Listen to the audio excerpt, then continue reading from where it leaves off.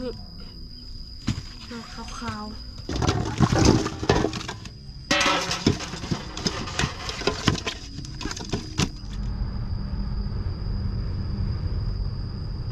โบยเต็มกระปุกใหญ่กินได้พอปีหนึ่งพูดกันเลยสบายดีเด้อพ่อแม่พี่น้องประชูทุกคนฮักมาแต่ห้าน้ำไม้ทุกคนเลยยังทันได้อาบน้ำอาบไหนสักสิบห้าเกลือเป็ดก่อนอ้าวไป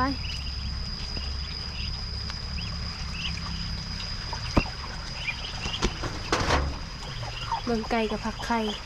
ชิงกันผักทุกคนเลย2 ตัวเกลือเป็ดก่อนคอยคำแรง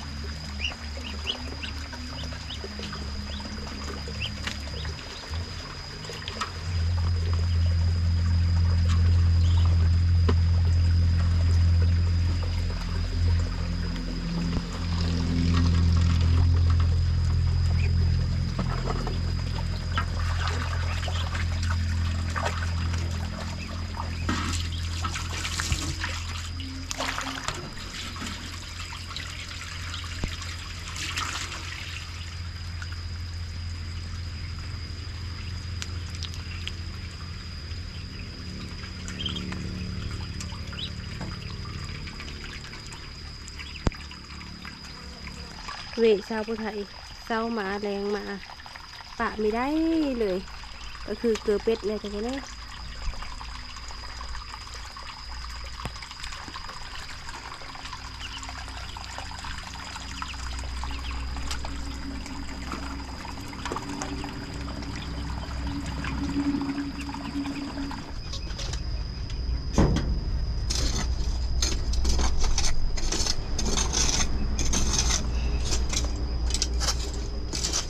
คนก็ตกก็แหงก็ไม่แหงค่อยก็ไม่ค่อย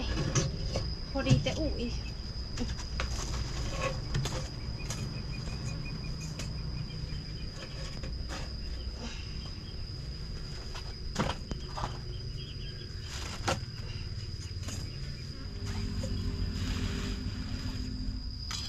ดังไผ่แล้วก็หยิบมาซ้อมลงมา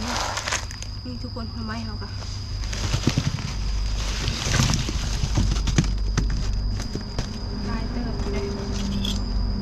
ดงห้าวหอยซ้อมต้มแบบต้มทั้งเปิดนะดงขาวๆนี่ส่วนดงดำนี่ซาไพเยอะเอ็ดนะไม่ซุ้ม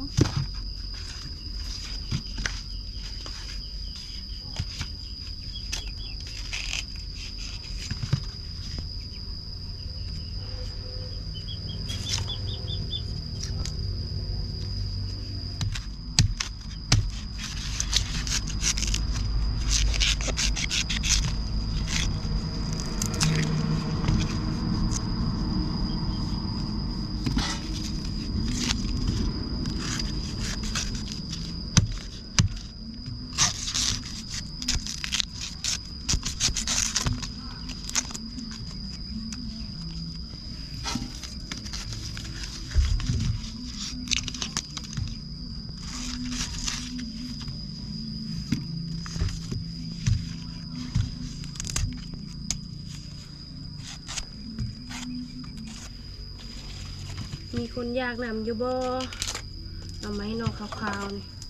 โมดขนาดทุกคนเลยไปหาหน่อไม้มันนี่นะมันนอแบบนี่นอกขาวๆเอามาต้มจำแจ่ว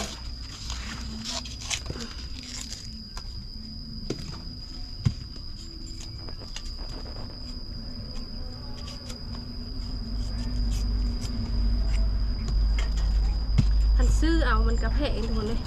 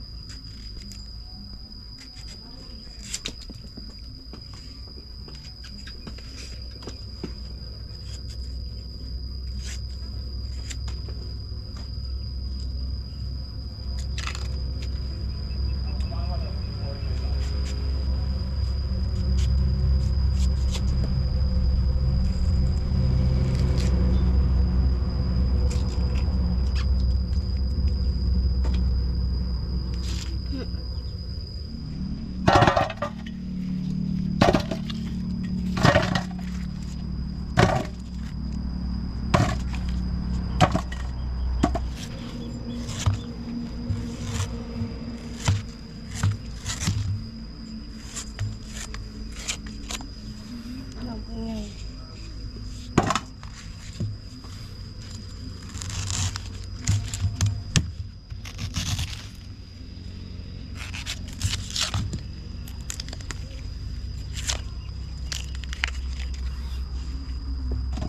ตัวนี้ดงแบบดงเป็นปลายดงตับเต่านะเขาก็เย็ดน้ำไม่ส้มทุกคน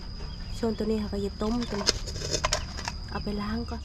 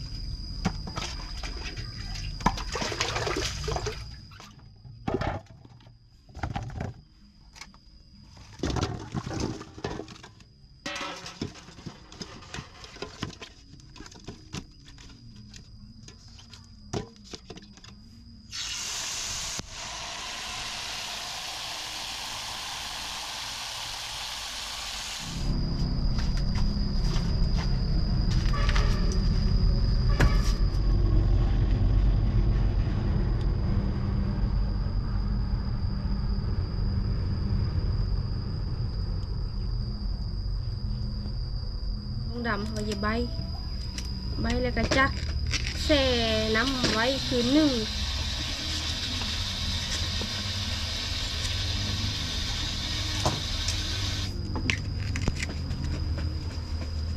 แช่น้ำไว้คืนหนึ่งแล้วคืนที่สองมาแล้วก็เขาก็บิดน้ำออกแล้วก็สลาวเกลือแล้วก็เสื้อกระปุกได้ทุกคนประมาณ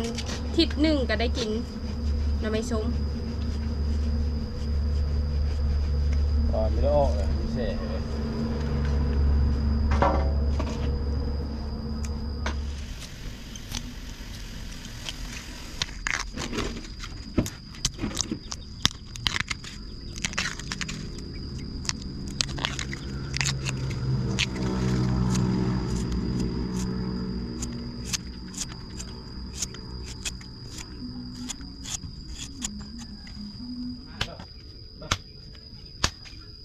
มากันยังทันได้อาบน้ำทุกคนเลยแลนมาต้มหน่อไม้เอ็ดหน่อไม้กันแล้วก่อนจะไปแต่งอาบนะฮะมาพอไหมนี่นะ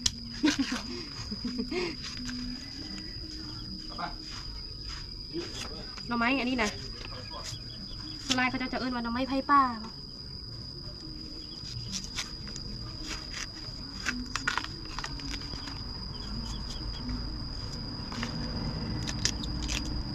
ไปหาหน่อไม้หาเห็นกระโมนหามีเห็นกระเมยเห็นตัวตอนมันแตกกระดูกอยู่นะแต่ซับอะไรจวดนะโอ้ยแห้งโมนทุกคนเลยนั่นแหละแบบจริงเดียวไปหาหน่อไม้นะไปเลยเห็นมันแตกกระดูกอยู่นะแต่โมนซับเอาแต่ถ้าไปแล้วแหละเห็นแบบว่าหอยเข้าห้าแล้วนะแบบมีโมนได้ทุกคนเลยมันมีได้เพราะว่าเข้าห้าไปก่อนเลยอันนี้การซัพพลายห้าประมาณ5-6ก่อนนี่ปะปิดนั่นกับเขาห้าไปเลยทุกคนเลยเขาห้ากระซับสนิทบางคนก็ห้ากินบางคนก็ห้า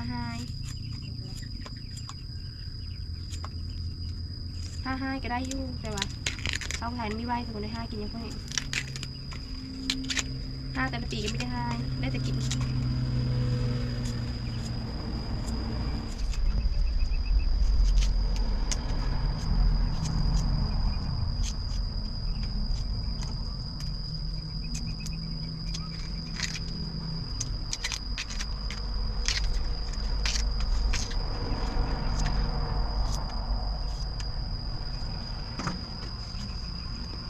นกใหญ่เฮ้ยไม่ต้องไผ่ข้างไหนมันมีดกอ่ะไม่ต้องไผ่ข้างไหนมันมีดกสัก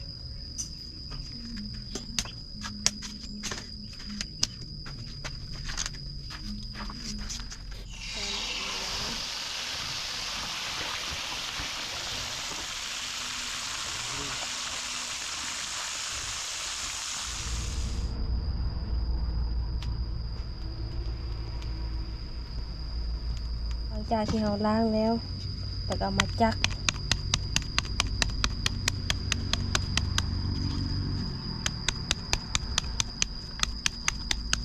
ให้มันมุนๆนะเอ็ดไม่ส้มนี่เป็นแบบง่ายที่สุดทุกคนเลยมันไม่ได้ยุ่งยากนะมีแต่เขาจักให้มุนๆเลยเขาก็แช่น้ำปะไว้คืนหนึ่งตื่นเช้ามาแล้วก็เขาโดนเกลือแล้วก็เอาไว้ใส่กระปุกนะงำให้แน่นๆแบบมีให้ลมเฮานะทุกคนก็กินได้ประมาณอาทิตย์หนึ่งก็กินได้เลย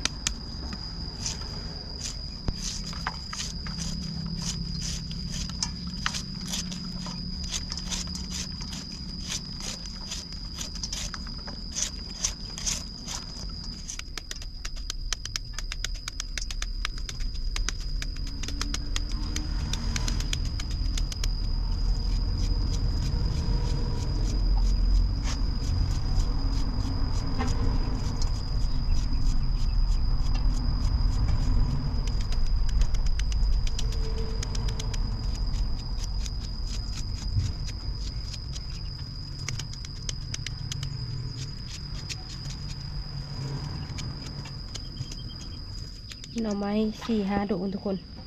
เต็มกระชามโบ้ยเต็มกระปุกใหญ่กินได้พอปีหนึ่งทุกคนเลยหน่อไม้ส้มนี่นะเอาไปแช่น้ำก่อนเลย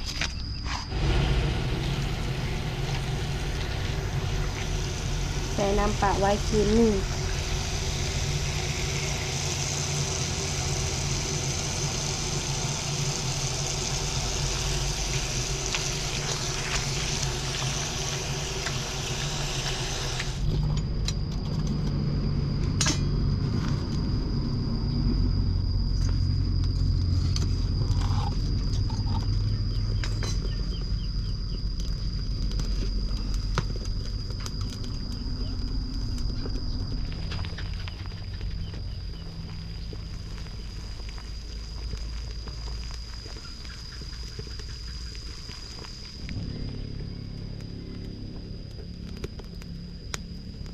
ไปหาหน่อไม้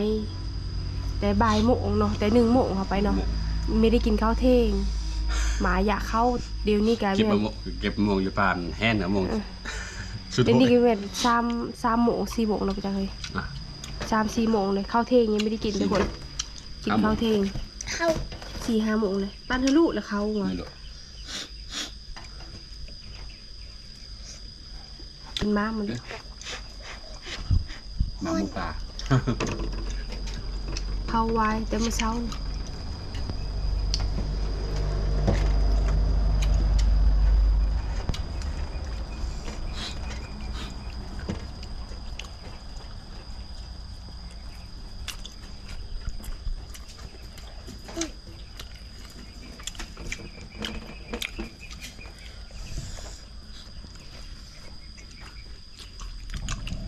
อยู่ท่ากินหน่อไม้ก็คือชิบะแห้ง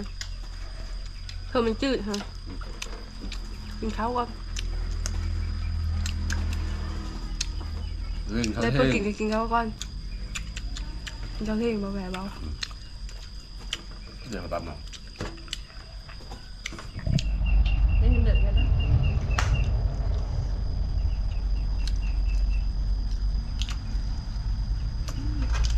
อยากกินข้าวแซ่บ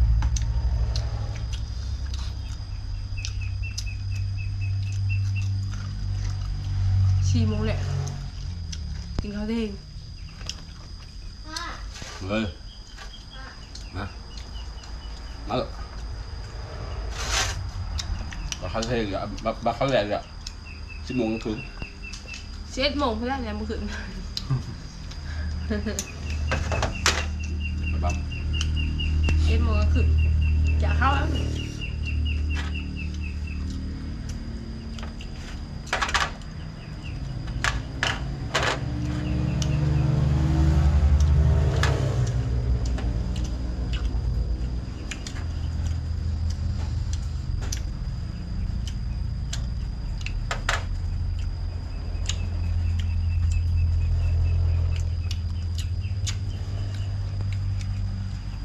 บักนะเอากันก่อน